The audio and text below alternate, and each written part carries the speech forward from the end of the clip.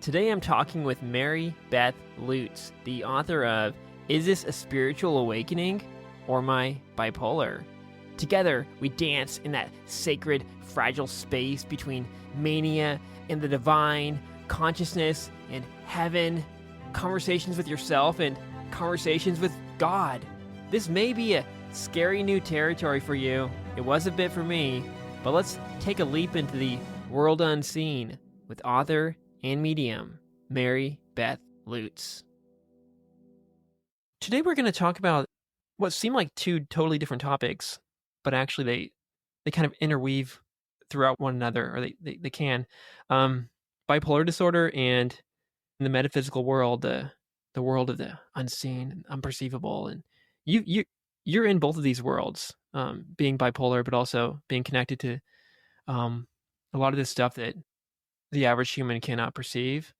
So let's start with bipolar, though, first, just to not scare everybody away. Can you first describe what are the different types of bipolar disorder? We got bipolar 1, bipolar 2, cyclothymia. I know it's not a very exciting question, but let's just start here and go from there. Well, with bipolar 1, you're going to see really high highs and really low lows. You have something called hypomania that you go up into. And then with bipolar 1, you go up into full-blown mania. It can involve psychosis, meaning you're hearing and seeing things that aren't there. Bipolar 2 tends to have a lower level, if you will. Bipolar 2 will take you up into hypomania, maybe mania, but it's not going to manifest into something like psychosis. And then cyclothymia would be the depression primarily that you would see. But it used to be called manic depressive disorder.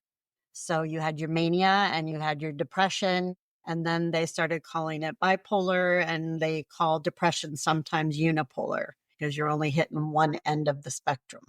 Okay. And you have bipolar 1?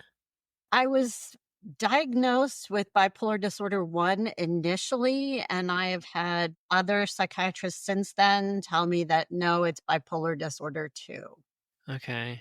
So we'll go with that one. Yeah, we'll go with that. And I guess I want to get into sort of this first-person view of what it's like. Maybe you can use some stories or some other ways to describe it. I know you love metaphors. You could use whatever you want. Let's first start with mania. What is mania like? The way I describe it, and when I was practicing in substance abuse and mental health counseling, I would describe it as, I'm king of the world. Yeah. So it's that whole Leonardo DiCaprio Titanic scene where he's out there on the bow of the ship, and it's just, you feel invincible and you have so much energy and your thinking is just so fast and spot on and nothing can slow you down. I mean, it is optimism and sky's the limit of what you can do and what you can accomplish. So it sounds like people would like being in that kind of state. Absolutely. Maybe we try to induce it ourselves, even if we aren't bipolar, maybe through drugs or other means. And so that means it might be hard to notice when you're in a manic episode, but it also might mean I don't want to leave this thing. I actually want to crank it up. Yes. Okay. And that's what happens a lot of time, why people don't get help for the mania piece of it, or the hypomania into mania piece of it, because it is fun. It is exciting. It's exhilarating. You get things done. I only ever presented for my depression initially because that's what got me was, gosh, I have no energy. I'm flatlined emotionally, or, I'm suicidal or homicidal. I've never got that way, but that's good. definitely suicidal. And because of that, that's what I went and presented for, not for the mania. And that's why a lot of people don't stay on medication who have bipolar disorder, because that mania is addictive. And I imagine it's not only addictive, but since you like it so much and you feel like you can do so many great things, it might become a big part of your identity too. So if that's taken away, you might be like, no, this is me. I'm special in this way. I can do this. And you're trying to kill me. No, you're demons. I have a brother who has bipolar, and I sometimes question whether I do or not, but I just don't even want to find out. But yeah, I do see that what makes him great too. And when I talk to him, and he says when he's on the medication, he loses a lot of that creativity and the ideas and everything that he kind of is. Like he feels like he's a bit zombified. So maybe it's hard to find the right medication and the right dose, and it keeps changing. And It is.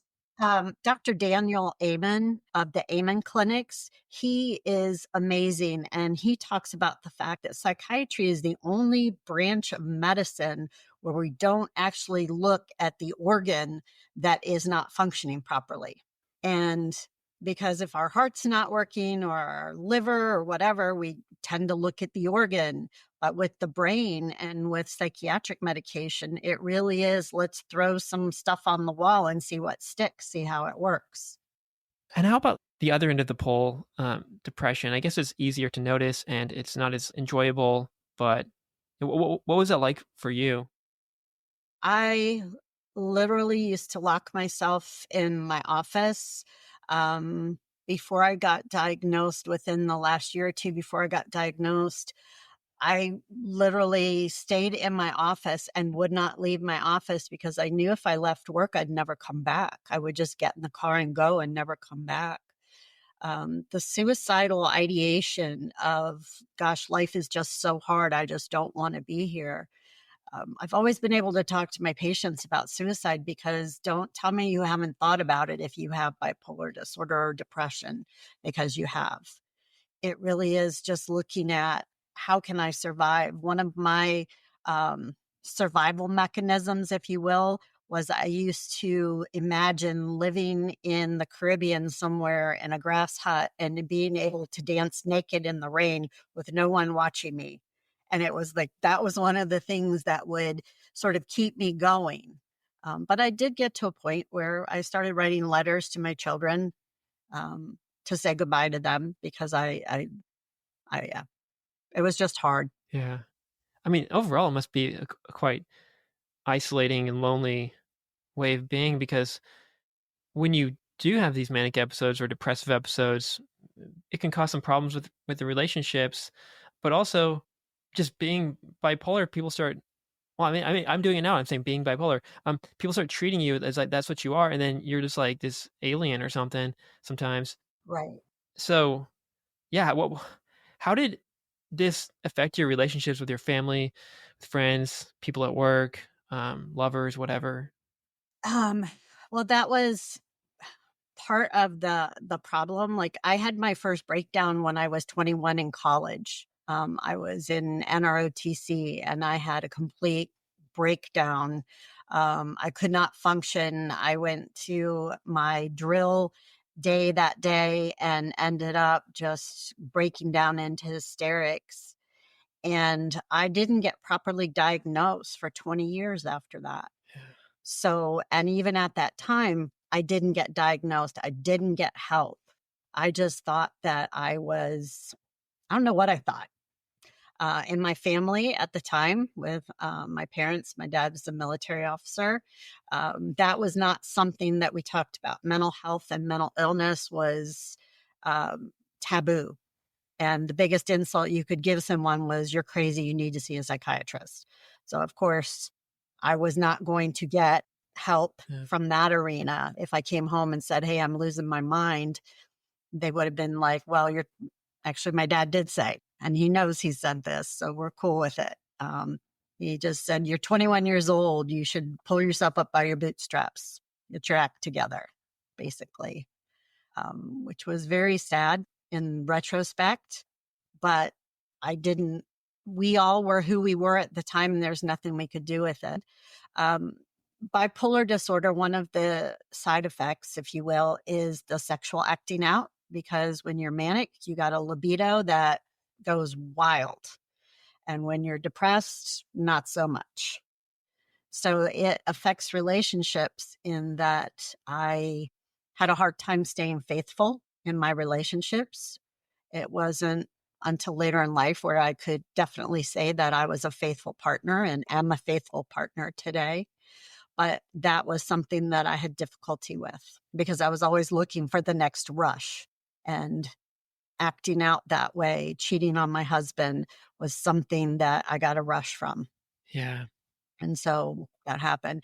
The other thing that happened with me was with my mania is I would get extremely angry and I would have almost what I call rage blackouts. And I scared my kids a few times, I'm sure more than a few times, but I scared them because I went into a rage blackout. I don't think I never physically hurt them, but I wanted to. And I just would sort of pull myself back in a way. But the rage definitely was there when I would get angry. So that impacted my relationships. Work relationships, I would be like, okay, I'm done with this job. I got to go find another one. So I had a very hard time committing to anything for a long period of time.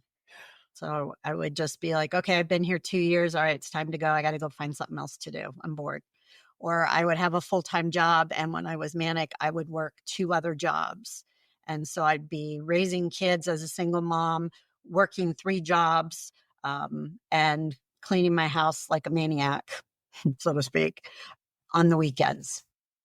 Wow. Yeah, and about the anger and the rage, it seems to be.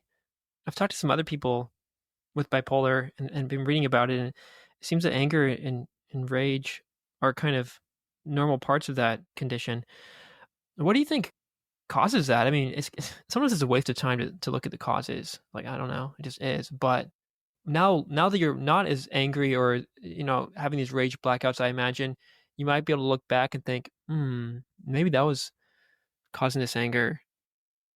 I'm sure it's part of it. I have done a lot of healing with codependency and other issues along the way and my alcoholism. So I think it was all just kind of created a perfect storm with the anger. And so because I got sober on July 21st of 1993, I was 7.5 years sober before I got properly diagnosed with bipolar disorder. So when I got sober, I could only feel a couple emotions, nothing and anger. And so as I worked my way through recovery and working the 12 steps of Alcoholics Anonymous, then I began to learn how to manage my emotions a little bit better and not just feel anger or nothing. And then learning how to manage that anger. And then again, moving in with the medication. Once I got the medication, the one of the important parts about treating bipolar disorder is you have to have talk therapy and you have to have medication. They have to go hand in hand. You can't just do one or the other. Right now, I haven't been in therapy for a few years, but every so often it'll be like, okay, it's time to go back to therapy for a while. Some new issues have come up. It's kind of like peeling an onion. Yeah. And so when you peel those layers off, then you start finding more things that you maybe want to address. Yeah, so what does the medication do that the talk therapy can't do, and vice versa? The medication allows you to stay within a range that's manageable emotionally. So then when you stay within that range emotionally, then you can look at things like, for me personally, it was like my abandonment issues. Why was I so afraid of abandonment? Codependency, your feelings are more important than mine. Why have I always picked narcissistic men in the past? Well, there's some reasons for that too, and I had to go into that. So there were issues and healing emotionally that I had to do that were separate from the roller coaster of chemicals in my brain, if that makes Mm. sense. Yeah, and oftentimes we don't just have one problem in our life. Usually it's like lots of them all at the same time, and as it was for you too. Um, Right. you mentioned alcohol, and in the book too, you wrote that we need to treat alcohol use disorder at the same time with the bipolar disorder. But before we talk about the treatment, why is it that so many people with bipolar disorder are drawn to drugs, and it's like they like them more, or they need them more, or I don't know. It's not just alcohol, marijuana, caffeine. Even is it seems to be like a drug for some people, including people with bipolar disorder. So, and then like the parents and all the responsible people will be looking at them. It's like, oh, you problem child, you drug addict, you're irresponsible. But from their perspective, it's probably a different experience when they're experiencing this alcohol or marijuana or caffeine doesn't seem to be a social problem, but yeah. And with addiction, if you're genetically predisposed to addiction, just like you're genetically predisposed to a mental health disorder like bipolar disorder or depression, or schizophrenia, if you're genetically predisposed, it's like you have all these switches in your brain. And when you hit your drug of choice, it's like all those switches get turned on. And it's like, boom, there it is. Yeah. And once they're turned on, in the big book of Alcoholics Anonymous, they talk about alcoholism being an allergic reaction. So for me personally, when I drank, it would take me up instead of down. Yeah. Alcohol would take me up, whereas most people, it's a sedative hypnotic, so it's going to put you to sleep.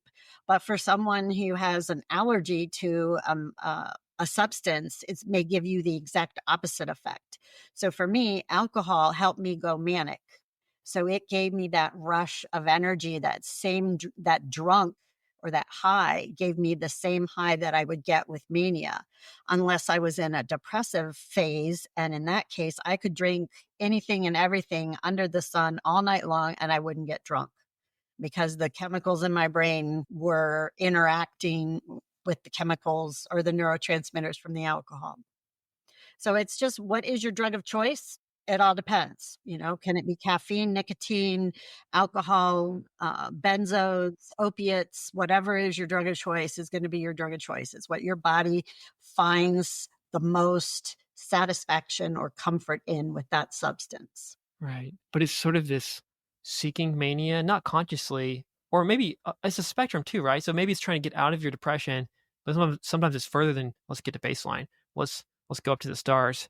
But I don't think it's conscious for these people. I because I also get that same experience with alcohol. It gets me pretty wild. Whereas I'm drinking with other friends, I don't drink much anymore. They're like pounding these beers and seem unaffected, and then they're looking at me like, "Dude, you can't handle your alcohol." I'm like, "This is what alcohol is." But now it makes me think that that's what alcohol is. What is with me, and with a lot of people. But it's Right. very interesting. And but you said you stopped drinking alcohol before you even found out about all this. What kind of led you to stop drinking? Well, it's actually the mental health piece of it. I went to the doctor, a psychiatrist, for my depression, and I had an eating disorder at the same time. I had anorexia going on. So I went in and I'm like, okay, I'm going to get some healing here. I'm going to get some help. And so I went in for depression and they put me on Prozac. And at the time I was like, okay, this is so logical. And that's very rare for a lot of people with addiction. But my thought process was, okay, I can't drink when I'm on this medication because it'll counteract each other. I'll still be depressed. So I can't drink when I'm on it. And then I thought, well, I can do that. And then I thought, well, what if I have to be on this medication for the rest of my life? Then that means I can't drink for the rest of my life. I got a problem with that. Oh my God, I have a problem. Now, I had been around adult children of alcoholics for a few years before I came into AA, before I realized that here I am pointing the finger at my family and saying they're the problem when, the finger was really pointing back at me. I was the one with the problem. I'm the one pouring the alcohol down my throat. It was me. It wasn't them. And so I had to take responsibility for that. But it literally was that logical. I can't drink anymore if I'm on this medication. And if I have to be on this medication for the rest of my life, then that means I can't drink for the rest of my life. And I have a problem with that. And if I have a problem with that, oh my God, I have a problem. Yeah. Well, it's quite impressive that you were actually pretty quick to accept the diagnosis and to change. Even with the alcohol, but before the diagnosis, you were like, okay, you were able to be logical and somehow stop that. And then you did get diagnosed, and unlike a lot of people who prefer the mania and all the risks and dangers that come with it, in despite of that, those dangers and risks, but you're like, oh no, let's get medicated, let's do this talk therapy. It seemed like it was a pretty quick. You're pretty quick to accept the help or to help yourself. I was, because I had been so unhappy and miserable for so many years. I mean, I fell apart at 21 I did 4 years in the Navy. I got out, and then I did this marriage thing with kids, and I was still miserable, and I just could never feel happy. And so when I had the opportunity, being sober as long as I was, and then figuring out that when I got some clarity, one of the promises of AA is that we will comprehend the word serenity. And there are these 12 promises you get if you work the 12 steps of AA. So I kept saying, why can't I comprehend the word serenity? Because I was praying, I was doing everything they told me to do, going to meetings, had a sponsor, going to therapy, on and off. And I was doing all these things, and nothing was helping me comprehend the word serenity. And when I got medication and I said, let's try this, then I began to comprehend the word serenity. And that made all the difference in the world to me. So what would you recommend for people or loved ones of people with bipolar disorder who do not want treatment, who are running away from it? They can't think this way that you're thinking, and maybe they're fine. Maybe that's how they want to live. That's cool. But it also looks like they need help because they are suffering a lot of times. So, but they also seem like the hardest people to help because they won't take the help, and they think you're judging them, and I don't know what to do. What do you do? That's where for me, the 12-step programs that are out there, like there's Families Anonymous, which deal with families who have family members who are addicted and or have mental health disorders. Really, it's learning to take care of yourself. And unfortunately, in our world, you cannot force someone to take medication. We did away with the state hospitals and we put all the treatment into the community. So that means we put all our mentally ill into the community. But when we had them in state hospitals, we could force them to take medication. Now that they're out in the world, we cannot force them to take medication. So unfortunately, there is no easy thing to tell family members, hey, I'm sorry, your son has this bipolar disorder and he's an addict, and you're going to have to kick him out of your house and or because he's stealing from you. So you're going to have to set some big boundaries. And if you kick him out of the house, yes, he may be homeless. Yes, he may die on the streets. And a lot of families aren't willing to do that. So they, what we call, enable the addict to keep on going. But the mentally ill person, like I said, once they took away the state hospitals and the forced hospitalization, there's not a whole lot of options that families have except to become knowledgeable about the disorder themselves and try and connect with their loved one at a time when they are somewhat calm and lucid, Yeah. if you will. No, you explained exactly what happened with my brother too. My mom died a couple years ago, and then after that, my dad was like stuck with my brother all on his own, and my dad was like, and so he kicked him out eventually, and then he became homeless, and he is homeless. He has been for the past couple of years, um, and I thought, oh wow, what's wrong with my dad? What's wrong with my family? But then the way you're describing it now, it seems like this is maybe a natural phenomenon that happens with people with bipolar disorder who aren't taking their medication. Yes, it is. It is. And it's very sad. It's very, very sad. And that's why support groups are super important. Like I said, Families Anonymous, Al Anon is for friends and families of alcoholics. Nar-Anon is for friends and families of addicts. So Yeah. there are 12-step support groups that I am 100% behind because they do help people Yeah. cope with situations that they have no control in. Yeah. I guess one more thing about bipolar disorder before we jump into the metaphysical world is what are some ways that we can, without the medication, I know medication is going to be the biggest ticket to exit that depressive or manic state or whatever, or to keep ourselves balanced. But yeah, what are some sort of non-pharmaceutical tools for managing bipolar disorder? Are there any? Obviously, it's meditation, diet, sleep, the most important thing. In fact, I had told you offline here that I had to recently go off all my psych meds for the first time in 20 some years Yeah. because I got a bad rash from my lamictal. So we had to go off everything. So the one thing that I concentrated on was that I managed my sleep. I had to have 8 hours of sleep at night because, especially with bipolar disorder, that is the one thing that you have that manages your mood is your sleep. With depression, people want to sleep too much. So the opposite side of that coin is you force yourself to get up. You force yourself to do the exact opposite of what you want to do.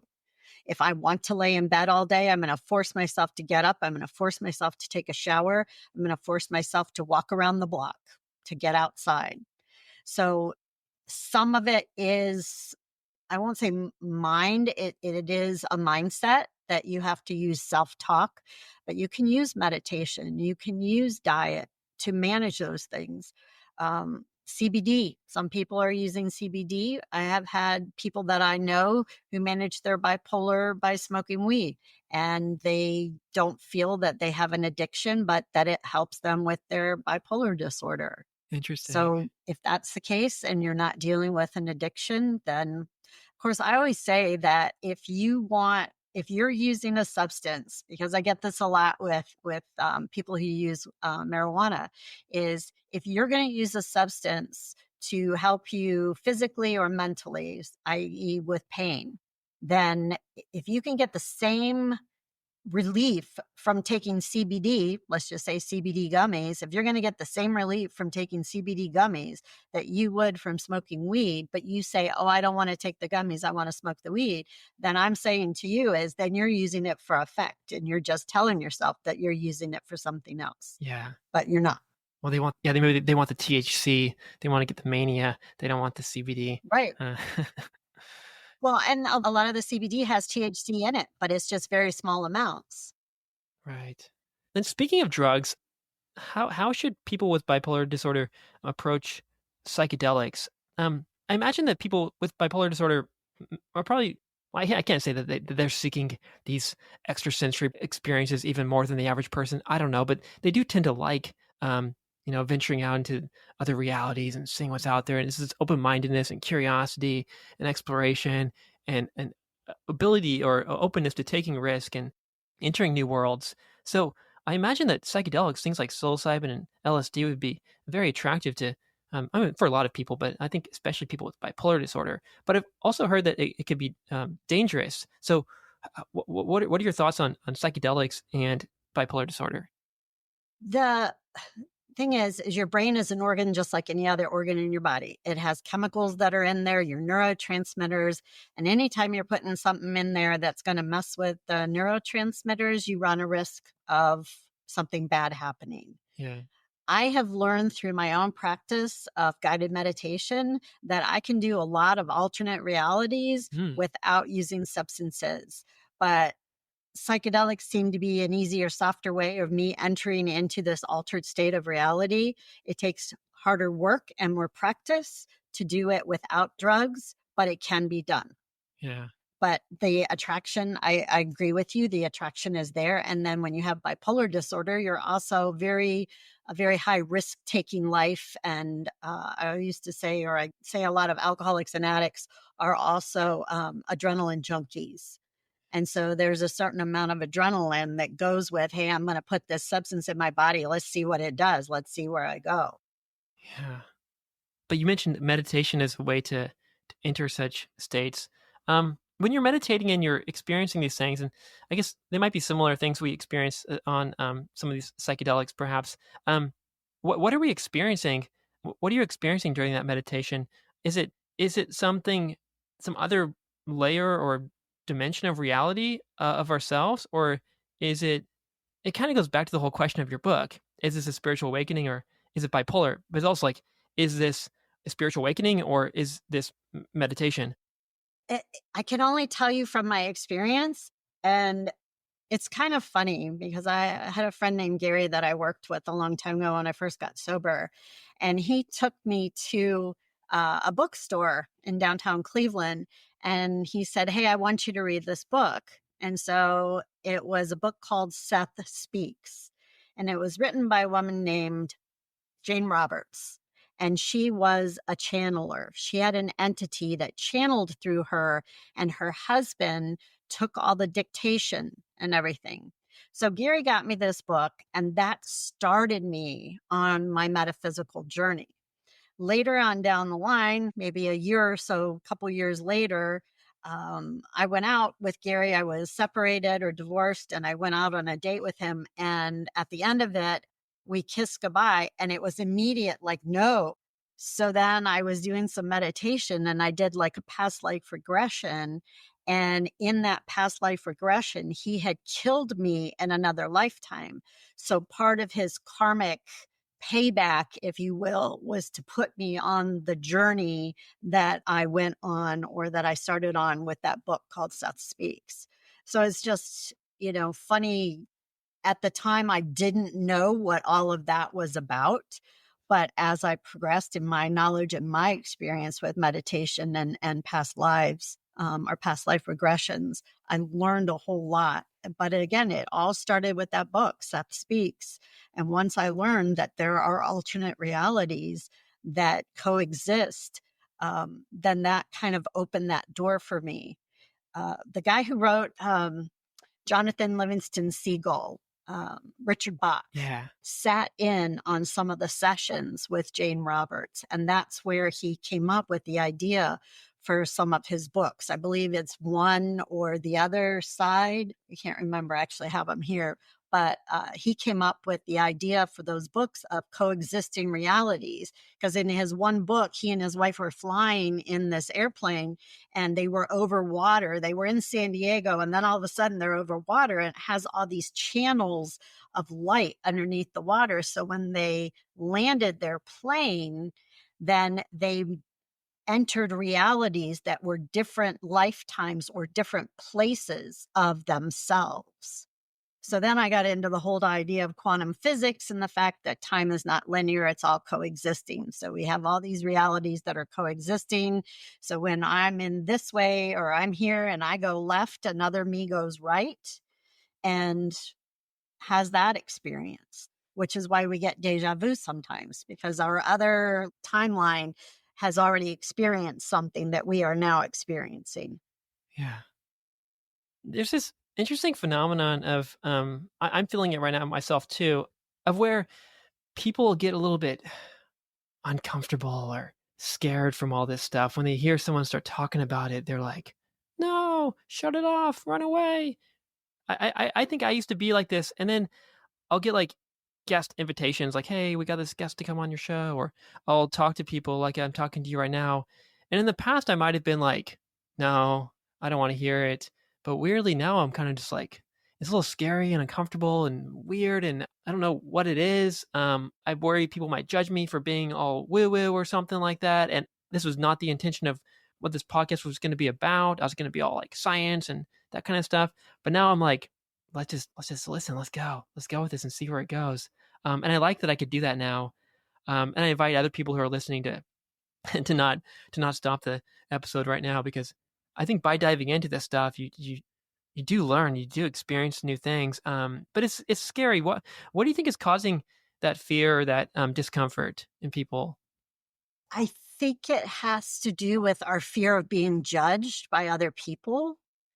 I think that would be the biggest thing, is because that's how I used to be. Is first of all, I didn't trust what I was feeling and what I was learning. And the people that I was around were not of the same mindset.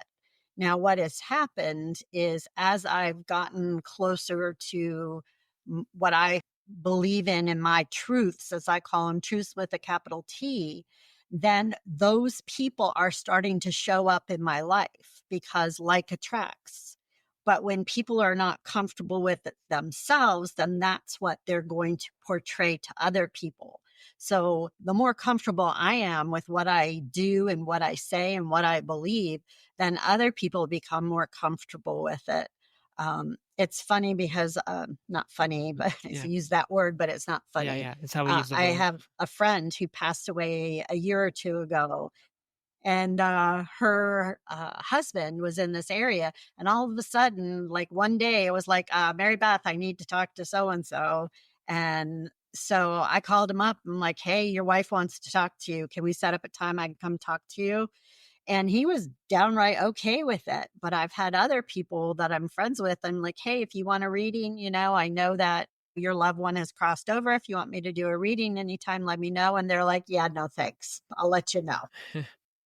Yeah, but that brings up another a point for me because I hear people talking about these things like readings and oracle cards and tarot cards, and I don't know what the heck they're doing exactly. I just see cards or I see people sitting around. What's going on?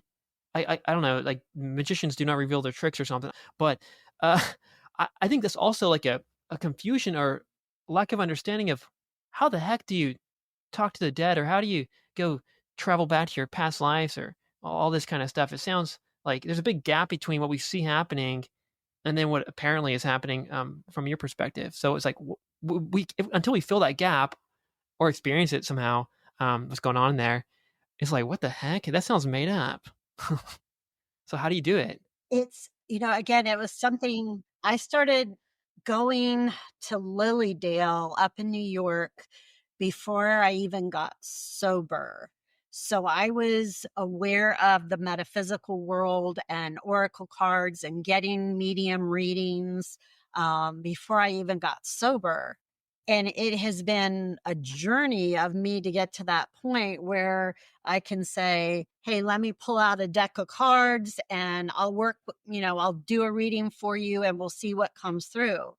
And I had a mentor at one point who was who is a very gifted medium. And she helped me along with learning my readings. But it really is a situation where I start doing it and the answers come. For some reason, when I use a specific deck of cards from James von Praagh for when people have crossed over. And so I'll start using that deck of cards, and then that person will come in right away and we'll start talking. And when we talk about talking, it's not like I hear them, it's like I hear them in my head. And the point that I had to get to was that I trusted what I was getting. Yeah. So if I'm like, hey, your grandma said this, instead of going, oh, that's crazy. I can't tell that person that. That's, they're going to think I'm crazy. And that's why, again, about my book is this bipolar? And when you're experiencing the metaphysical world and you have a mental health diagnosis, I think there's even more fear of being judged if you start walking into the metaphysical world. But it really is just a matter of, I start with the cards and it'll be a message that will be, hey, it's not your fault, or it was my time to go. I didn't realize that your mom had passed away. So Yeah. whenever I do things like this, and if I say, hey, yeah, I can talk to the other side, a lot of times people will start showing up and I'll be like, okay, you have a message from so-and-so. And I tell them. And, I've been a counselor for 25 years, 24 years. And even today, sometimes I'll be at work and I have nothing to do with mental health or substance abuse counseling, but I do more career counseling now with military members who are getting out of the military. And even today, I had someone who said he was going to do one thing. And I'm like, wow. I go, you are going to do very, very well at this. I said, I see a lot of trucks. It's not just going to be you and your brother anymore. You are going to grow this into a very large business. And I said, and you're going to do really well with it. So it hits me at different times and I can't always control when it happens. And as I grow with it, I join my boyfriend and I are members of a paranormal investigation group. And I learned a few months ago, maybe about 6 months ago, I learned that apparently I'm one of those people that spirits can actually enter my body. And I didn't know that. So now when I go places, if there's going to be a lot of spirits there or spiritual activity, I have to say out loud, you may not enter my body. Because I was sitting at this restaurant and all of a sudden my legs went numb. I couldn't move my legs. They were freezing cold. The medium who was sitting next to me put her hand down toward my legs and her hands became ice cold. And my eyes wanted to roll back in my head. And I knew that there was someone inside me who had basically stepped into my body. You know, we see that on the movies where spirits step into a body, and that's exactly what happened. And it was at the time I learned that it was a spirit who had died. He used to come to this particular place for family vacations, but he was paralyzed from the waist down. He was in a wheelchair, and that's why I couldn't feel my legs anymore. Yeah. So that was a very eye-opening experience for me when I did that one. He might have just wanted to taste the food and coffee one more time too, sneak in a bite. Maybe. But so how do you how much of this can you control? Like keeping things out, but also like being able to like turn it on and be like, okay, I can talk to your dead mother, or I can do this or that.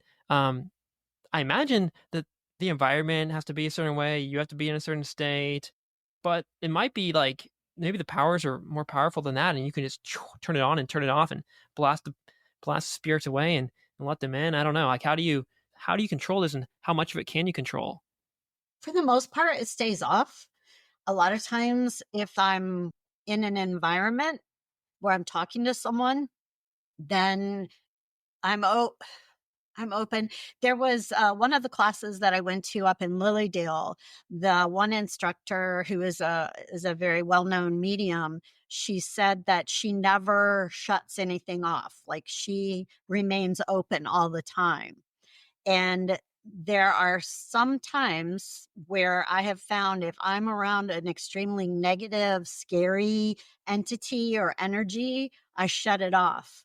I like slam it right down. I ask Archangel Michael to be with me, and I'm good to go. I don't need to open it up to that.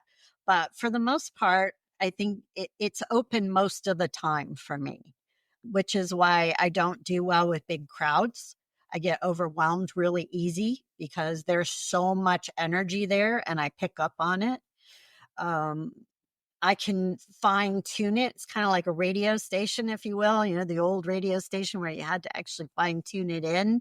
And so there's times where I focus my energy into a particular situation. But for the most part, it's just sort of free floating out there unless something comes in. There are these tools though, like things like tarot cards and oracle cards and runes and stuff. What role do these things play in it? Why do we even need them, or what use do they have? I'm completely new to all this stuff. For me, they're just Pokemon cards, but I know that there's something more going on. They're just what we call divination tools. So like divining, if you look at that word, it's just a divination tool. It's just there's energy associated with the runes, with the oracle cards, with tarot cards. The energy can impact the cards and they can send a message. We just use them as a tool. And it's just for me, I initially started out just doing oracle cards and giving people readings with oracle cards. And then all of a sudden, I started with the mediumship. And about 2 years ago, we were up in Lilydale and I gave my first reading at the stump that I've ever done. And it turned out we went up there, we sat down, and I said to my partner, I'm like, oh my gosh, I have to go give this message. This is so loud in my head. I have to do this. And the person that I gave the message to was another medium who was visiting from Canada. So it was very validating for me. But when we were up there, several people said to me, you are supposed to be doing this. And I'm like, okay, what's this? And how am I going to earn a living at it? I don't know how I'm going to earn a living at it. So that has been my biggest thing is, yes, there are people who, you have the Long Island medium. I mean, she's pretty much on all the time too, which is why she gets stuff the way she does. She doesn't really shut down. But it really is just as I've grown, then the cards become just a tool. And then the mediumship, the loved ones come in when I use the tool. Yeah. Yeah, but most people, I mean, walking down the street, myself, I don't think we can't do this if we don't have this kind of perception. I guess we can always perceive things beyond our normal senses, but to like small degrees, perhaps in certain states. Um, how can the average person or anybody with or without bipolar disorder change? Probably want to raise their vibration level, or maybe lower it, but I don't know. Get it to that spot where they can start bit by bit tapping into this kind of energy, becoming a kind of portal or door into this other dimension or whatever. Right. It takes, I wanna say it takes training, but it does take some training, and you just have to find the right people to get the training from, because there are those out there who will definitely rip you off, Yeah. that'll be there like, "Hey, we can teach you to be a medium." Uh-huh. But there are places that I learned to go, i.e. Lilydale in New York, up by Lake Chautauqua, where I went, that they were certified mediums. They are people who have been tested and who have learned from others themselves. So when you're in that community and you find the places where you can go get training from it, and believe it or not, 99% of the people can do the same thing. They just haven't turned those buttons on. It's called intuition or trusting your gut or sort of the sixth sense. But, that's why I always tell people, trust your gut. If something is telling you something, trust it. And that's where I had to get to, was the point that if I got a message, then I darn well had to trust it, that what I was getting was real, and to go ahead and share it with the other person of what I was getting. Yeah.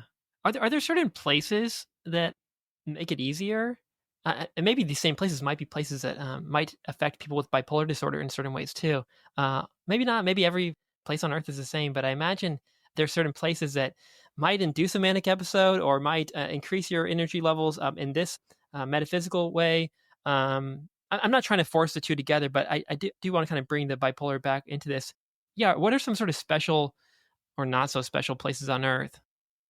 Well, you have Sedona, which is, there's like five, I think, vortices, energy vortices in that area that you can go to.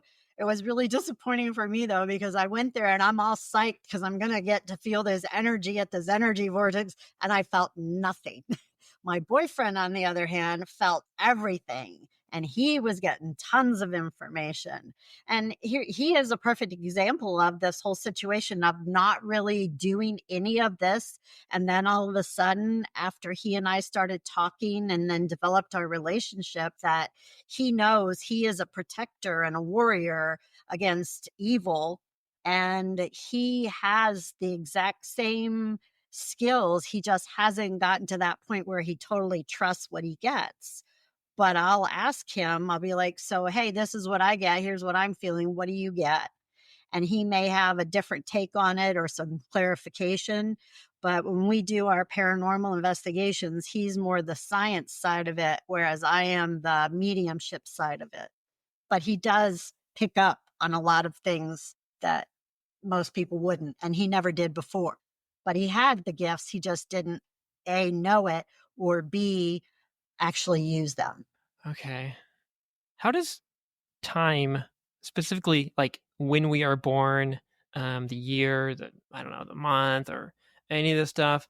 Does that have anything to do with this? Because I did read in your book, I found it quite interesting. I didn't know about these indigo children, people born between 1978 and 1988. Both me and my older brother I was talking about are in that range. And you describe these people as sensitive, curious, independent, open-minded, and artistic. And I'm not trying to turn myself into a special child, but I'm like, oh, that sounds like me. I might be a indigo child. What are indigo children? And going back to the other question, the original question of yeah, does when we are born matter? And are there other times besides this decade that tend to give birth to people with different abilities?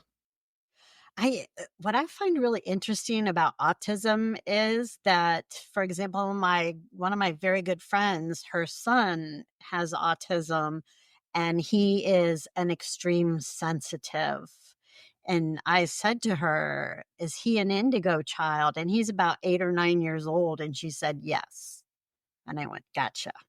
So it's more that sensitivity to energy that we're seeing. I can't think of the guy's name, and I'm so sorry. Uh, It's in my book, I think, at the back. and I have a copy here, and I'll look in the back. But he did a movie. Oh, Neale Donald Walsch. Neale Donald Walsch, maybe?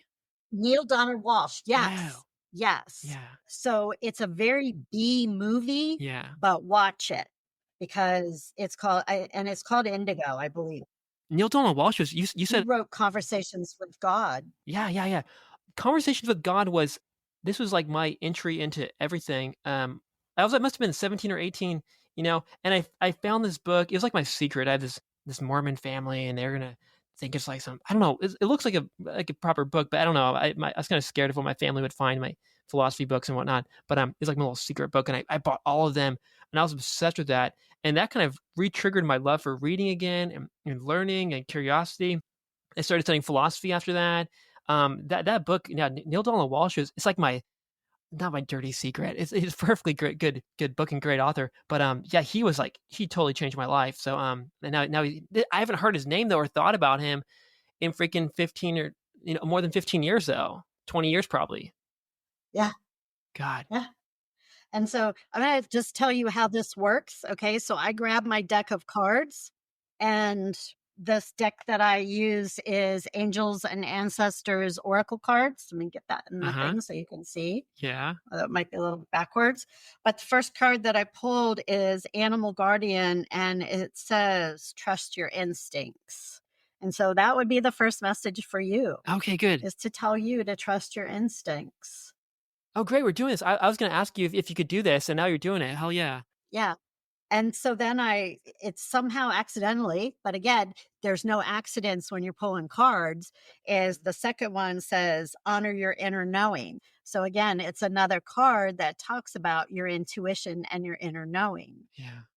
And so, what I'm feeling from you as we're even doing this is, oh, yeah, there's a reason why you are very interested in all of this, because you are having or have had that spiritual awakening where you're like, whoa, there is a whole lot more to this universe than what I can see right in front of me.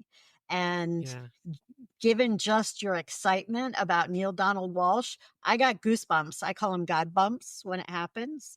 And so I'm like, oh, Yeah. yeah, he is on this journey. You are definitely on this journey. Or, first of all, these cards would not have shown up. First of all, and second of all, just the fact that you know about Conversations with God and those books, there's the reason why you were like, oh, I want to hear what she has to say. Oh my god, no, it's creating this energy in me too, where I'm starting to interrupt you, and I'm like, because I was like, it's like a kid again. I don't want to give him all the credit, but like that was also so I can remember though. I was still Mormon at the time, kind of. I was like not really sure. He's like, I don't know what's going on. What is reality? I'm like 17 or 18 or something like that. Mhm. And then I read this book, and I remember the first thing that I remember it changed was I stopped believing in hell, and I was like, I don't believe in hell. I still believe in God and all this stuff in my church, but Right. hell's gone. And I kept reading, I kept thinking, and simultaneously I was getting into philosophy, and I was like, I don't believe any of this. And I was like, oh crap, now I'm naked. Now I'm like out in this universe. I'm all alone. So I started getting all these things from, Western and Eastern philosophy, mostly Western philosophy, because that's what they teach you in school. But that did give me some footing again. It kind of rebuilt my mind. So I'm very thankful to Neale Donald Walsch for basically ripping down some of these prisons I had for myself. It wasn't working for me, that whole religion thing. And then it also kind of invited me into other thinkers through philosophy, and then I found philosophy was what I loved and what I'm good at. Like the way you're meant to do this medium stuff. I doing that was like I just felt like I felt love. I don't think I felt that kind of love ever in my life, except for that love for philosophy. And then we broke up, and I guess I never really refound that love or that connection with that other dimension. And now I'm like kind of refining it now through this Mhm. podcast and talking to you and stuff. And yeah, sorry about my little rant, but yeah, I'm very excited about all this. It is. It's very exciting. When you meet like minded people, it's like your energy gets amplified. Yeah, So when you talk to someone who is on the same wavelength, that energy gets turned up.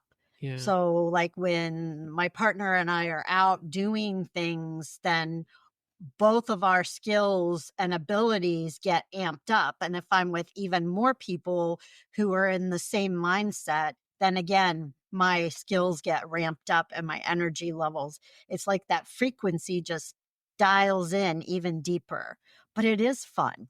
It's exciting to be in that place where you're like, wow, what I thought was it isn't.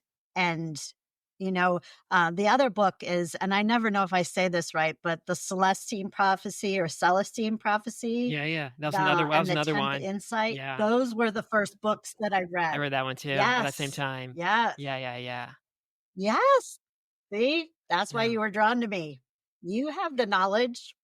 You're on the path. But I never told anybody about it. I would, like, secretly I would go get my I was working at Wendy's, I get my, like, paycheck. I didn't buy anything with this paycheck. I mostly just put it in the bank and saved it for, tuition and stuff for later on. But, I remember that one of the very few things I would buy, I would, like, go down to Barnes& and Noble and be like, "Da, da, da, da, da," and I'll be buying up every freaking book on that stuff, and it was like you said, you worry about how people will judge you. I think even back then there was that kind of feeling, so I was like, I don't want people to know about this," but I was really loving it because it was like this. You were getting this energy through these books. It's like it was teleporting you into some other dimension and like transferring some kind of.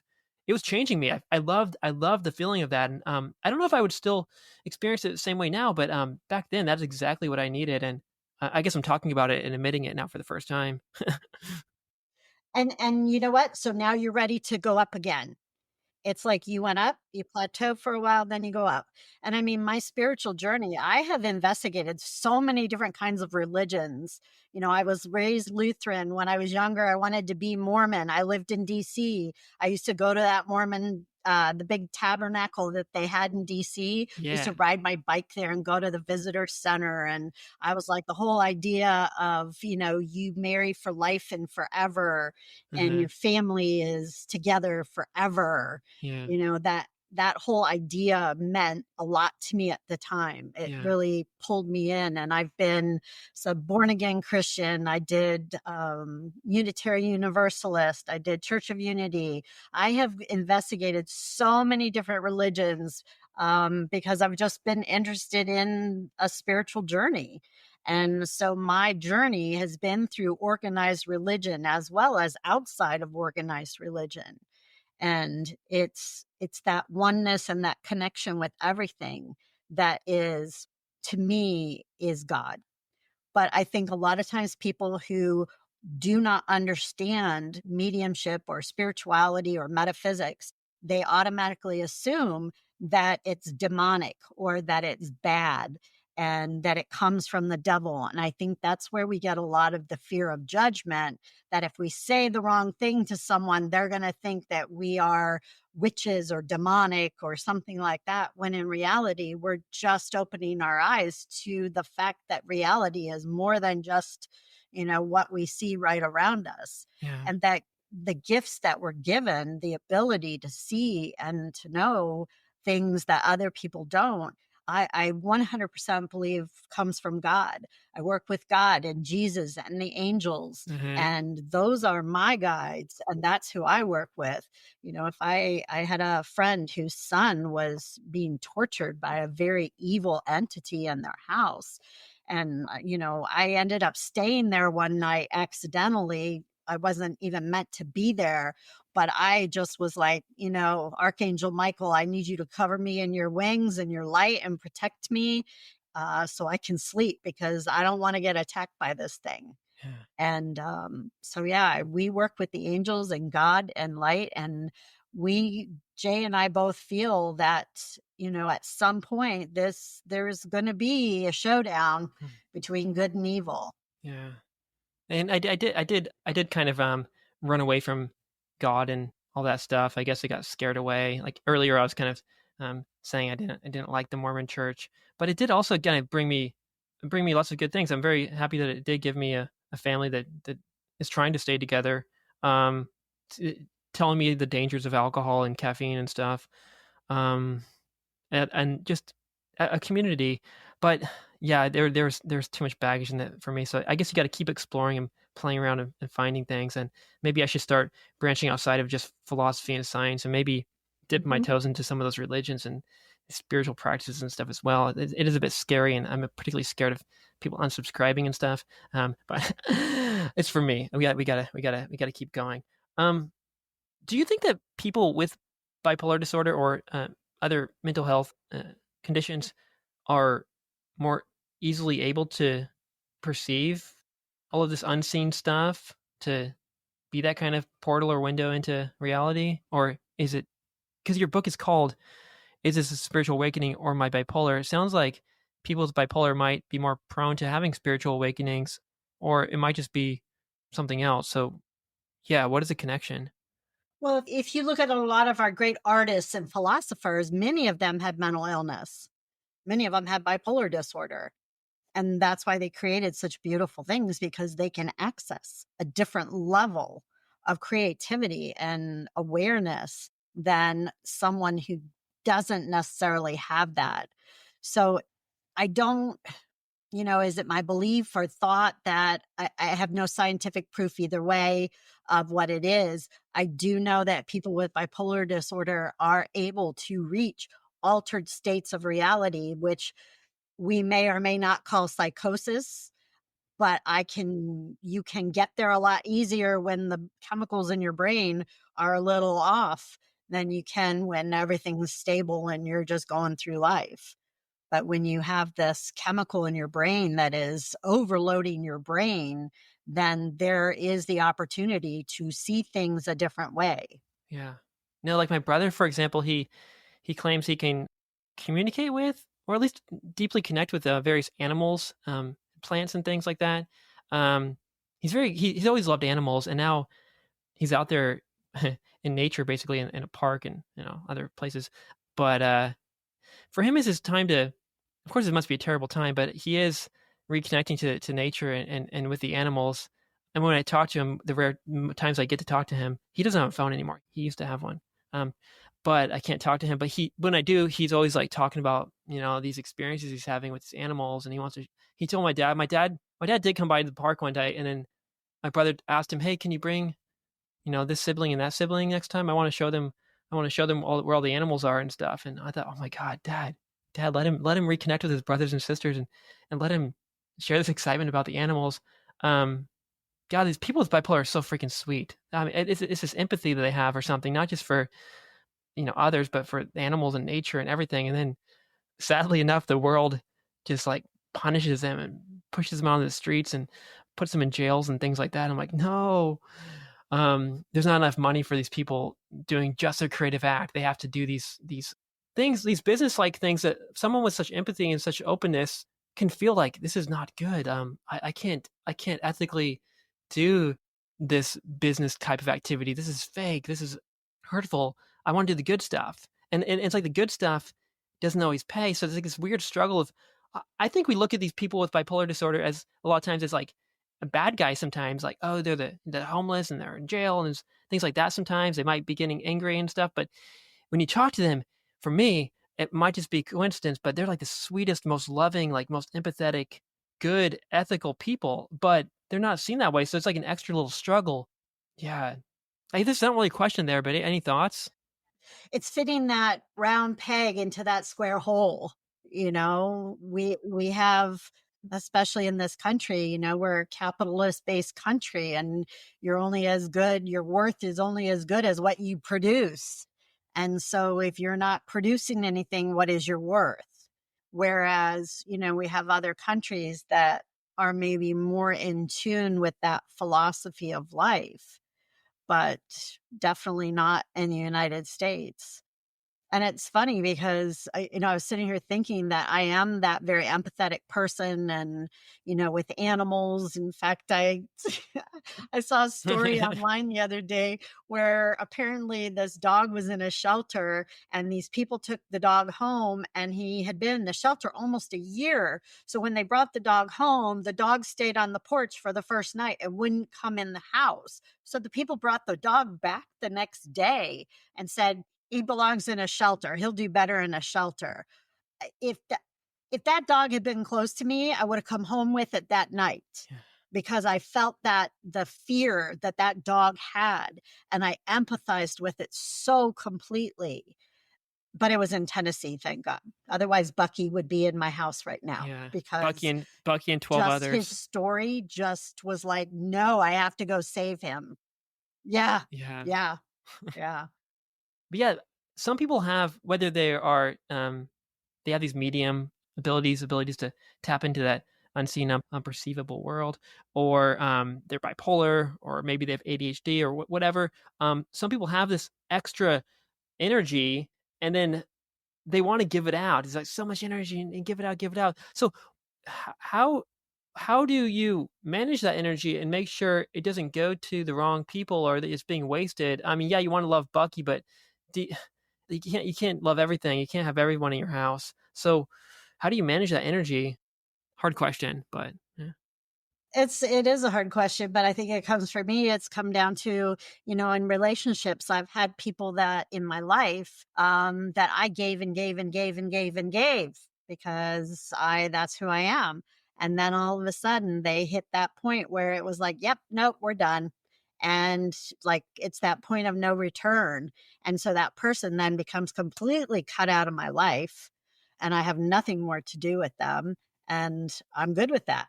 One of the things that happens with someone who is an empath, who has all that energy, is narcissists are drawn to that light and they want to overtake that light and that energy.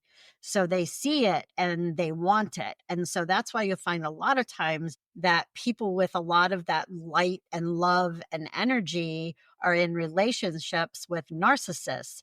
And the narcissist may not just be the partner. It can be the friend. It can be, I mean, in my own experience, there've been friends that I've thought of as family that have turned into people who, in the long run, were just sucking my energy out. We call them energy vampires, people who take your energy without your permission. Well, for a lot of people with a lot of positive, loving energy, they'll give it away. I gave mine away willingly, and people took and took and took until it was like, yo, no, wait, no more. I'm not giving you anything else. And then that person moved out of my life. But, it happened with my partner with his last relationship was a female narcissist because he is an extremely kind, giving, chivalrous person. And a narcissist is going to take advantage of that. Yeah, but hard to escape them once you're stuck. But I guess there's ways. You got to turn off that empathy for a few minutes and just run away or Yeah, say something mean, or I don't know what. How do you escape a narcissist? That's another episode. it is. So you pulled out two cards for me. Is that what it normally is? Is there two cards? Is that how it goes, or how many cards are there usually in a reading or whatever? I'm kind of greedy. I'm like, I want more. Give me more. No, But I just flipped over, and then the next one that I flipped, I know I'm so greedy. I know, I'll give you more. So here's the thing for you. So the message for you right now is that you need to take time to reflect. You need to do some inner searching, some journaling, some like, what is it that I believe? And where am I going with my journey? So it's looking inside and taking the time. In my early recovery, I journaled like crazy. And it's one of those things for self-knowledge is you have to take a step back and take time away and be alone. It's being in nature. And of course, that for me is the best place is, I can be in the ocean and the beach, but for some reason, if I really want to get grounded and look at what's going on with me, I have to be in the woods. And that is because of all the energy that is in the woods with the trees and the plants. They all have all that energy. And so they are helping amplify your energy. And for you now, it's time to reflect and drop your shields. Shut my shields. Okay. Let go of your fear. I know. Let go of your fear of being judged I do have a lot of that. because who cares what people think? When you speak your truth and when you are in your truth, that is your life. And no one Yeah. can judge that. And you shouldn't either. I probably got to get out of Japan too. I've been talking about this for like a year. Japan's a great place, has a lot of good things here, but do you ever feel like you're in a certain city, like in the past, where you're living in a certain city, and it's kind of hard to tap into all of this? I guess we shouldn't blame it on the place. You could just close your eyes and create a little sacred space in your room. But like, I go to some places and I'm like, oh, if I can only live here, but I'm scared to go there because I worry about like I don't have money and I don't know, it's like different and stuff. But anyway, that's something I got to think about myself, perhaps. So you live in mainland Japan? Yeah, yeah. I've been here for the past over 12 years. I was in Tokyo for 7 years and been in Osaka for 6 years. I've been here for like 13, almost 13 years now. Yeah. Okay. Okay. So I lived in Okinawa when I was growing up. Yeah. My dad was, like I said, I'm a military brat. So I've lived That's right. in the Japanese culture before. And so one of the things that I've found with my experience with that, and even at a young age, I'm aware of this, or I was aware of this, is A, if there's no eye contact, you don't exist. So, like when we would get on the train in Tokyo and it was so overcrowded, nobody looks at each other. Right. There's no engagement with other human beings per se. Hmm. Yeah. And I don't know if that's still the case, but that was my experience. So you'd have to speak to that now. It is. It is, especially in Tokyo. Especially Tokyo. I came to Osaka because there's a little bit more of it, extra 15% or something in Osaka, but it's not enough for me. I Hmm. go to Thailand. I go to even in America. Walking through, I know people say bad things about LA, but like at least I get that. Yeah, there's danger involved, but yeah, no, still like that. And, yeah, Okinawa is special. Hokkaido's actually seems to be have that sort of specialness too. Maybe because it's just so far away and people are I don't know what it is, but yeah, I got to find that place. Well, while you were in Japan, what were some things that maybe you found that to help you kind of reconnect with that outside of the people? Maybe there's a lot of great natural things to do here and stuff. Anything I could do in the meantime before I jump off this island? Any tips? That's exactly what I was just trying to reach into and touch. And what I'm feeling with you is that the Buddhist temples and the The shrines? is it Shinto? Yeah, yeah, yeah. Yeah, the Shinto shrines, that there are opportunities for you to get into a spiritual way of being, and also definitely with meditation, because I believe that there's a lot of that with that inner knowing. And, one of my favorite Bible verses is be still and know that I am God. And what it means is I'm not God, but I have to slow down and I have to stop and I have to listen. And prayer is when we talk to God, and meditation is when we listen. Hmm, And so it's doing both of those. And where do you have the opportunity to listen? hmm. And then when you listen, what do you hear? And now I'm like, okay, got to do another card. Okay. Ah, connect with your emotions. Yeah. Okay. Uh-huh. So it's connecting with your emotions and being in that place where you're like, okay, I'm connecting with my emotions. Why does Japan feel safe for you? Because Japan feels safe for you for a reason. Okay. Good question. Well, one, I've been here all of my adult life pretty much, aside from a year in Korea. So I never really was an adult anywhere else. So there's that. Physically, I feel safe here. People don't hurt each other. People don't steal things. I'm bigger here, relatively speaking, because people are smaller. So I'm not surrounded by these big giant dudes.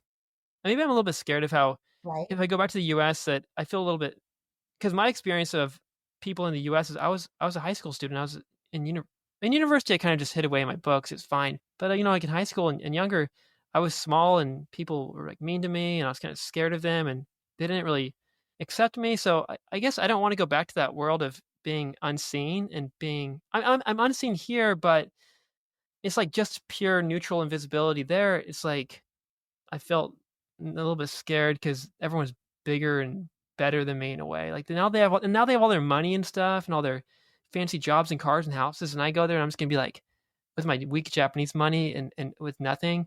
Um, I'll feel like an even bigger loser when I go there. So maybe it's like me hiding away to. I feel safe socially that I'm not gonna get socially attacked. People saying mean things or something. and Right. then 2, like, I don't have to worry about, like, being physically in danger, and because since I'm sort of an alien here, I can just, like, live, just wander around and live my own life, and I don't have to, like, socially connect with other people. I guess you do, but it's also part of the Japanese culture to be kind of alone and not really deeply connect with each other, and I guess I've gotten used to that, and maybe I fear that if I go back to the US or I move to, I don't know, South America or Thailand or something, maybe I will have to embrace this social side of myself that I've been kind of neglecting for so long. There's a lot packed into this. I don't know, but yeah, I do feel a bit scared of the US, but also I know that just like I was scared of that jumping into the all this mystical stuff. I know that's where my people are, and I know that's where my home is, and I know that's where my energy is. And I did do a long deep meditation one time it was for hours and hours, and I just kept hearing go home, and I don't know what it meant by home, but there was a moment there where I was like, I'm going home, and I felt so happy about it, but it's just so scary. And here I feel safe. I feel like I feel safe here, but bored, and nobody sees me. Where yeah. Where is your home in the United States? It's Bakersfield, California. I don't know if I'd go back there, but it's California. Okay. Yeah. And I have family in Utah and Idaho and Colorado. I'm not feeling that, and I know it's not, just because you're Mormon doesn't mean you go to Utah, but for some reason, Utah feels very safe for me for you. Yeah. That is someplace that you would be more at home in. It's kinda like I'm not military anymore, but I'm here at Camp Lejeune in North Carolina. Yeah. And especially in the last, I don't know, few weeks, I really have embraced the idea that the military way of life is my home. So it's not necessarily a place, Yeah. it's a way of being, Uh-huh. if you will, Yeah. if that makes sense, that being here gives me. But yeah, that's what I started to realize. Like, actually, when I heard that go home, actually, I was in Thailand, and I was in this big wooden temple where there's all these like wooden Buddhist statues, and I thought this is what I thought. Am I having a manic episode or something? Because I felt like these statues. I would go around and look in their eyes, and I'd walk around there. I stayed in there for hours. Like they were like probably going to kick me out eventually because I was in there for like 3 or 4 times longer than everyone else was. But I'd be like looking at these statues and kind of, I don't know, like I'm talking to them or listening to them, and a couple hours into it, they just kept saying, go home." And so I went home to this hotel, and it was like the most beautiful natural space. I was like, "Oh my god, this is my home." Having this great space that I actually deserve. Right now, I'm living in this little, like, tiny little shack. Like the width of it is the height of my body. I'm like 5'9" or something, and it's like when I lay down, my head is touching this wall, my feet are touching that wall, and I'm always like, "It's okay, it's okay, it's okay." But there's one night where I let myself have this nice hotel and like this nice place. I'm like, oh my God. And there were the trees and stuff. And it's so amazing. And I was like, yeah, maybe being here in nature is my home, or maybe giving myself some of this love is my home. Or maybe it's the US, or maybe it's Thailand. I couldn't figure it out, but it kept saying go home and go home. And then I just meditated that night, I was sitting on my bed, and it's for like 10 hours. And I think this is my home. This thing inside of me, this heart, or this, like, I can feel this thing in the center of my being that's holding me and like listening to me. And it's like, oh my God, what is it? I don't know. It's like weird. I can't even describe it. I was like, that's my home. There it is. But then I came back to Japan and I kind of forgot about all that. But I do keep hearing that echo of like, go home, go home. And I don't know what you're supposed to say about all this, but yeah. Yeah. So maybe the next question is, where is home? Or Yeah. who is home? Because home has a different meaning to everyone. And so maybe now it's time to ask that question, that next question, go home, go home. Where? Where? And then the biggest thing it said, trust your instincts and drop your shields and take time to reflect and honor your inner knowing and trust your instincts. I'm just flipping cards over here with what we're talking. And so, the first one I got was embrace the energy of peace. And I think you totally have done that. You totally do that in your life. Living as you live and where you live, you value peace, and therefore there you are. And so that piece of it is awesome because you are being authentic there. And then the next one that I got is grow within your current situation. And so maybe the go home is, for you to find that connection. And again, if it was in nature, then it is nature. That is where I started. That's where I find my most connection is in nature. And then I get the next one for you is the stag. Again, the very strong, the stag is trust and thrive. And so I think your whole instinct of reaching out to me after you saw me with Mr. Mario was there was like, wait, she's got some answers for me. I got to talk to her. And so by reaching out, Yeah. you were like, okay, I know she's got some answers. And I don't know that what I'm telling you is going to be like, okay, at 6 o'clock, pick up this and go here and do that. This really is me teaching you how to trust yourself Yeah. and trust that you do get inner guidance, and that inner guidance is your higher self and or God. God said, Jesus told us that we can do anything that he did. We can do it, and that God is within us. And so if we all have that God energy within us, we absolutely have these abilities, but it's just touching into and trusting that the messages and the things that you get are real and are guidance, and then acting on it. I give you tons of props for living overseas for as many years as you have. Not many people can do that at all.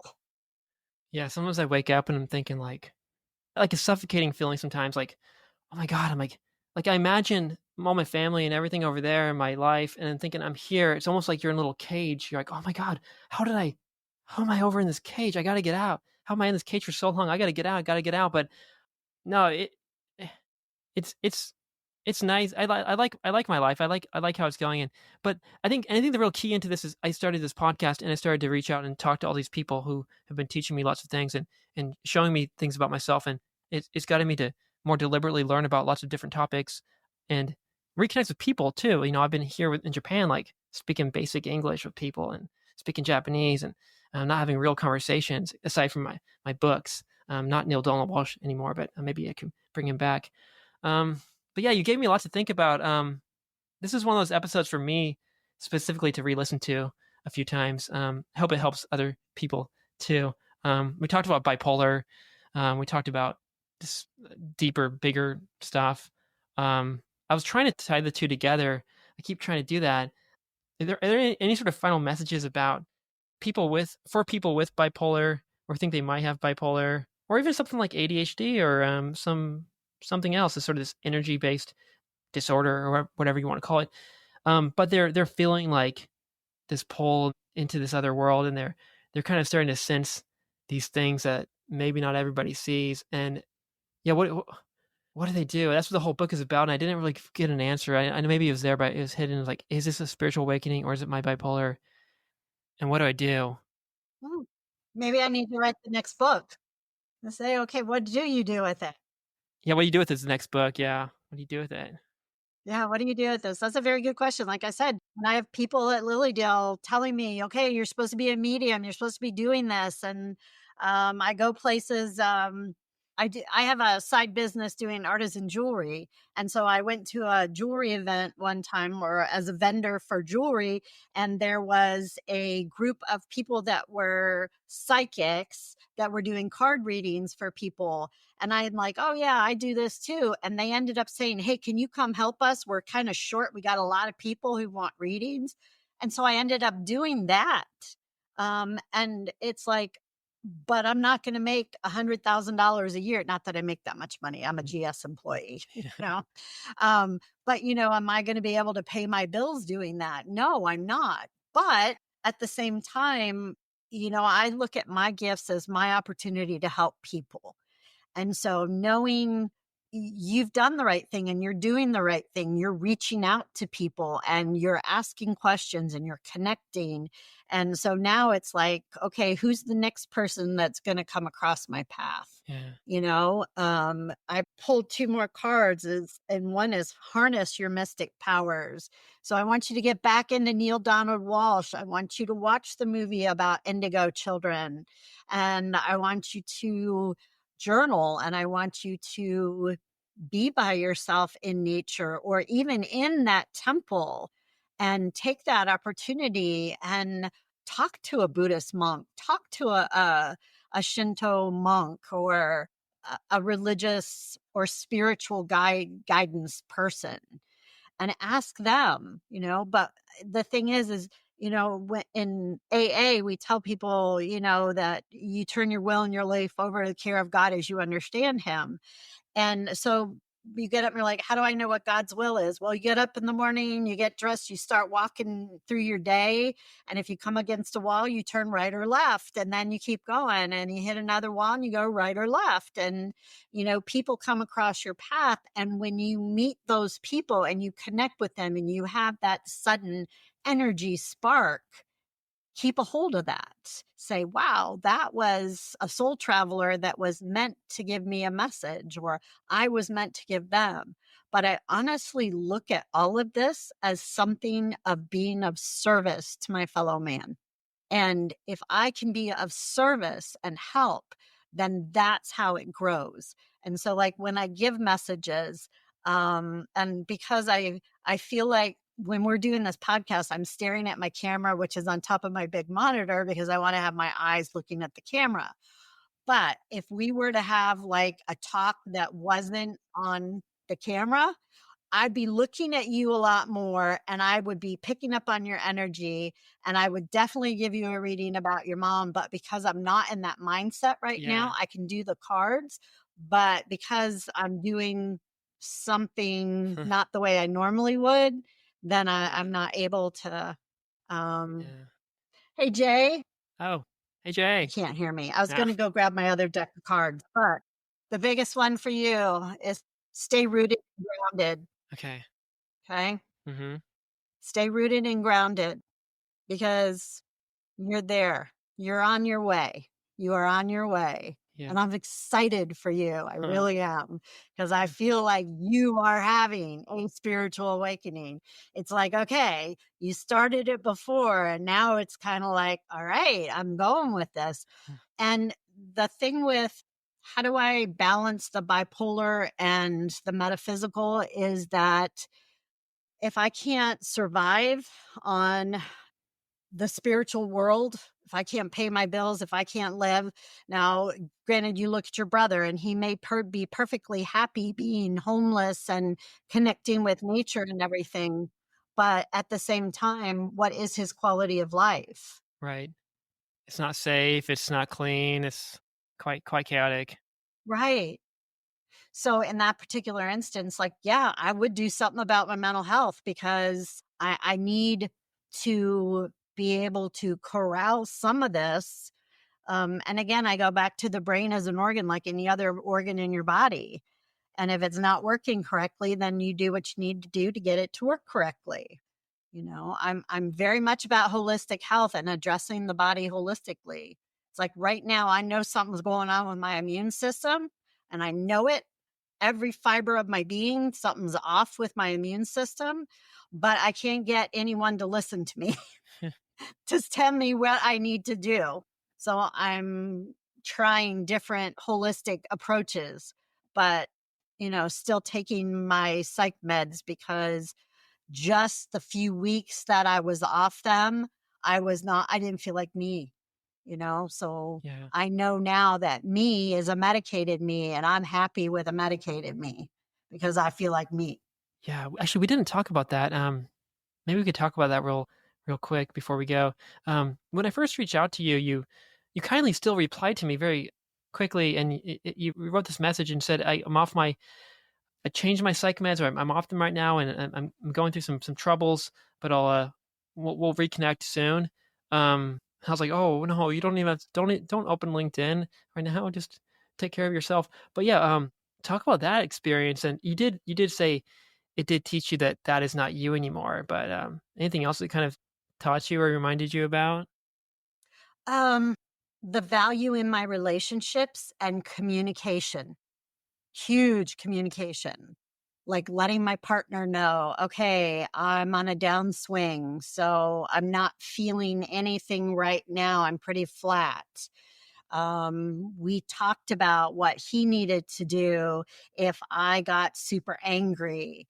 And I talked to my parents. When I wrote my book, one of the gifts of writing that book was that my mom, did my proofreading for me.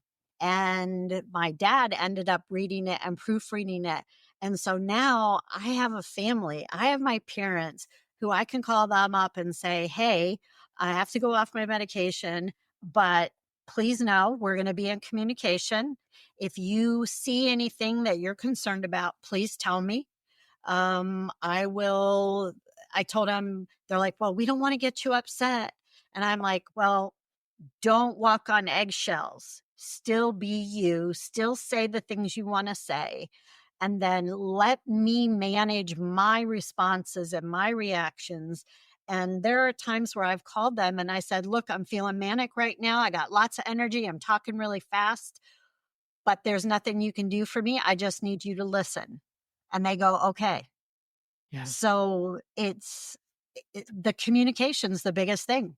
Like I said, I'm with my partner. He's like, okay, what do we do if this happens? What do we do if that happens? And we discussed it ahead of time instead of just going along and pretending like everything's good, Yeah. because it may not be. I might get angry. That might be my biggest behavior, is the anger.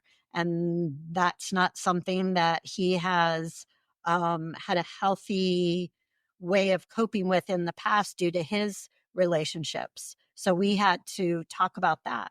So I think the biggest thing that it taught me is how important communication is in our relationships and with what we're experiencing internally and externally. Right. And then education was another thing that really, I think, helped you on this journey too, because once you got diagnosed with bipolar, you very quickly started reading lots of books about it and stuff. And the doctors don't really tell you much, probably. Your family doesn't know anything about it, probably. So No. that might be another thing in your toolkit. Maybe essential thing is learn about it, and then when you find yourself getting angry or communicating in this way or that, or talking fast, you can start to be like, oh, you can start looking at things more objectively, perhaps. Hmm. What are some of the books or other resources that you think might help people who want to learn more about either of these kind of two topics we talked about today, bipolar and tapping into that metaphysical, unseen world? I guess my favorite book is for the bipolar disorder is the Bipolar Disorder Survival Guide. That really, lays that out there as far as what to do. Um, Mood tracking is something that's really helpful that I found when I first got diagnosed and first got help. My book, and I'll give my plug for it here, is This a Spiritual Yeah. Awakening or My Bipolar Disorder or My Bipolar. Hmm. Um, at the back of my book, I have books in there that helped me and they were recommended reading. Yeah. The the biggest one was, the ones that hit me at first were Seth. Seth Speaks. Yeah. And then the even bipolar disorder, bipolar for dummies, is a good one to know. I say it in my book, and Dr. Phil said it first: is the dog wags the tail doesn't wag the dog. I have a disorder. I manage it. It does not manage me. And I think when you, as a person, whoever you is out there and you take ownership of your mental health disorder or of your addiction or of your ADHD, or when you take ownership and management of whatever it is that you're experiencing that is not normal's just a setting on a washing machine. I was going to say normal, but it's just setting on a washing machine. I know. But if you take ownership of that, then you can manage it. but you have to seek it out. I tell a lot of people, just go to the bookstore, kind of like you did. You went to the bookstore and you found books. I've had people who've gone to bookstores and I say, go into the metaphysical or spiritual section and see what happens.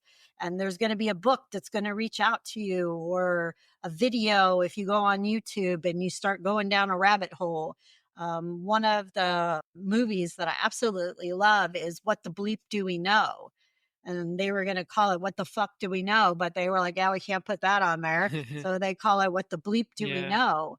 And that was the movie that introduced me to the whole concept of quantum physics and alternate realities. And that's why when I sat down to write my book and I went, this book already exists somewhere else. I just need to step back and let it come out.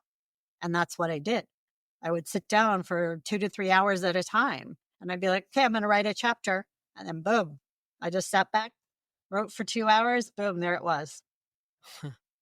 Wow. I bet all that all those books and things too might have been part of what helped you, I imagine, among other things, stop the alcohol and sort of see that situation more clearly too. Because it sounds like you just sort of jumped out of alcohol. A lot of people can't do that, and then for 30 plus years you haven't touched it again. And then when you got diagnosed with bipolar, you were like, okay, let's flip this switch and let's take the medication. Yeah. So what role did these spiritual teachings and things play in that whole process, and your ability to kind of see things and change quickly? I imagine this is one of the things that helped you, but there might have been something else that allowed you to even be in a frame of mind to stop drinking or to start medicating. My dad's philosophy was very much pull yourself up by your bootstraps.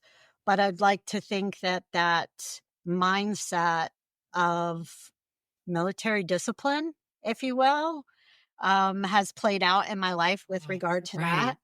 You know, I hated the military when I was in it, but I grew up in it and I have that commitment and follow through on some things and that discipline. And I think that's the reason I stayed sober for 7.5 years with active bipolar disorder, is because I did what they told me to do in AA. I went to meetings, I got a sponsor, and I didn't pick up a drink. And, anytime it came to the point where I was like, I really want to pick up a drink, I did what they told me. They said, go to a meeting. I went to a meeting. I talked to people. I listened to what other people experienced. And I was like, I don't want to experience a relapse.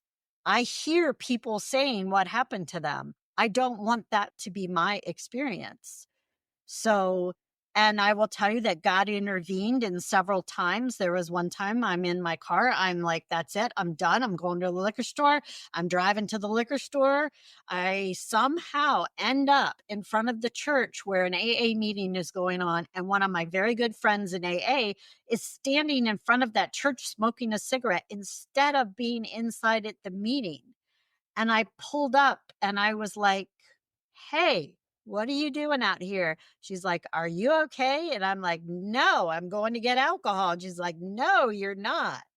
But I can't tell you how I ended up in front of that church instead of at the liquor store where I wanted to be. No, and even there's that time when you were in university and I think you were drunk, or you were drinking in the previous days at least, and you were really depressed, suicidal, and you also found this random chapel or church. It sounds like it was on campus or something, and you just Yeah. stumbled into this church. It sounds like something out of a Dostoevsky novel or something. But and then you're like, that saved you. So that's another sort of meeting with God. Yeah. That one was crazy because I was raised Lutheran and I did not know at the University of South Carolina. I had no clue we had a Lutheran student center. No clue. And all of a sudden I'm standing in front of it and I'm like, how, and I go in and he didn't really help me at that moment. I mean, he did because I didn't kill myself in that moment, but just the fact that there was that connection with God. But what happens a lot of times with bipolar disorder is when people go manic, they feel like they're super close to God. And the mania and that closeness with God, it's a fine line with mental health and spirituality. Because when we get that, I don't know if you ever, I don't think Mormons really experience this, but that being filled with the Holy Spirit, Yeah. um, and having that knowledge that God is definitely looking out for you. I had that when I had my psychotic break, because me and God were like this. And then so people looked at that from the religious aspect and were like, oh, okay, you're like getting saved type thing, instead of the fact that I was going over the edge mental health wise. So that's a fine line, I would say. Yeah.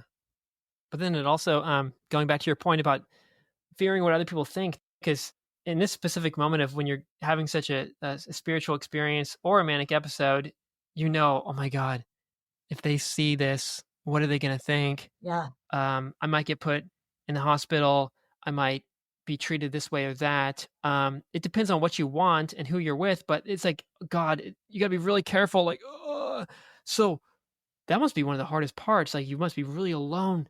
Like, but also you don't really have this control over, like, you're impulsive and you're, talking fast and you're running around. So it must be even harder to manage this. But God, the fear of other people in such moments. But it sounds like now No, you don't have that no, fear. no. I when I have that closeness with God, my higher power, Jesus, however you want to look at it, Father, Mother, God, Creator, when I have those moments, I am so comfortable and I lean into those moments. Huh. I don't go to my psychiatrist and go, hey, yeah, I had a conversation with Jesus yesterday. I also don't tell my psychiatrist that I do mediumship. Yeah. That's not something he needs to know. Although the psychiatrist I have right now is totally cool. I can't believe he works for the VA, because he would be like, oh, really? Let's talk about that. Tell me more about that. And wouldn't, up my meds. He's very cool. But, there's other psychiatrists. There was like no way I could ever say anything like that. But that's one of the things I say in my book, is that no one says that you have to go into your psychiatrist and say, hey, by the way, I'm talking to dead people now. I went to Lilydale and I hung out with a bunch of mediums, and, or I don't go tell him that I'm a paranormal investigator. That's just not, they're two different separate things. Yeah. And I'm knowledgeable enough in my mental illness. And that's why I say, the dog wags the tail. I understand my disorder and I manage my disorder. And when I understand and manage my disorder, then I can accept that those are two different things. Right. So maybe that's my home. Maybe that's where I need to go. Back to this godly, loving energy within myself and around me, or something. But that's still kind of abstract. I'm going to chew on some of these cards you gave me and these questions I need to ask myself. Thank you for that. Thank you for teaching us about bipolar, about all this metaphysical stuff. I feel more comfortable with it now. I would have never like jumped into it on my own, but now that you kind of invited me in, I might dabble in it here and there and see what's going on with it. And where are you located? I would love to meet you someday and do this in person. But yeah, where are you? I actually am in Jacksonville, North Carolina. So where Camp Lejeune is, I'm down along the coast. I'm about an hour north of Wilmington, North Carolina. Ah, And I'm about okay. 2 hours, 3 hours south of the Outer Banks, North Carolina. That we got to stop my fear thing, but that did reawaken one more fear inside of me. It's like, if I go back to the U.S., I have to drive. Oh my Oh, God, I I'm so know. used to walking and being on trains. I have a fear of vehicles or something. I gotta get over that one as well. Anyway, Well, I'm going to leave you with this one. I'm going to leave you with this one. It's the shaman card, oh, and it says, trust in higher forces. Okay. okay, So put it out there to the universe, but you already have. That's why you connected with me. So just put it out there to the universe to draw your teachers in and help you along this next leg of your life's journey. yeah, it's all a journey. I'm happy to share part of it with you. This is great. Um, if people want to learn more or connect with you, of course you have your book. Is this a spiritual awakening, or My Bipolar? That's on Amazon and probably other websites as well. They can get that book. Where can they connect with you? I had my life coaching business and I shut it down because I really Uh-huh. wasn't I was spending more money on a website Yeah. to go along with this book, but it really is like if you just Google my name, you can get a hold of me. In this day and age, it's, Yeah. LinkedIn, but you can find me at mary.lutz@yahoo.com. My business was called A Guided Way. And what I do with that now is I have a Facebook page with that same business name, but I do wedding officiant. So, I have my side business of jewelry design. So I'm out there for that too. But yeah, it's just Google my name. Okay. Yeah. Thanks again, Mary. This is lovely. I'm looking forward to seeing where this journey with my eyes closed and through nature and through these temples and through these books takes me. Yeah. Thank you again. Yeah, let me know. You want to reach out and chat again? Let's talk. We don't even have to do podcast things. So just let me know if you want to talk again. I'm more than happy to talk to you. Yeah. Will do. Will do. See you soon. Okay, take care.